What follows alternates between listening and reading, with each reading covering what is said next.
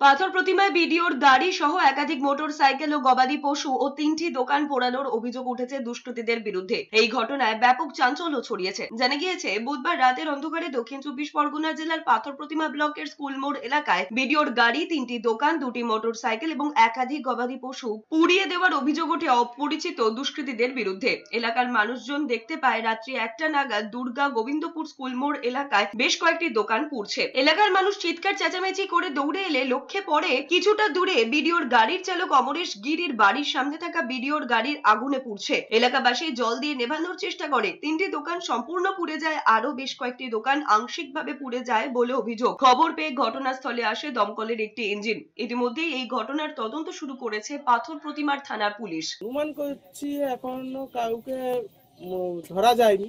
এবারে কেউ তো এসে ধরিয়ে দিয়ে গেছে। আমাদের পাড়া প্রতিবেশী যা আছে ব্যক্তিগত সম্পর্কে কেউ করেছে বলে আমাদের মনে হচ্ছে না, মানে হিংসাগত কেউ করেছে বলে মনে হচ্ছে না।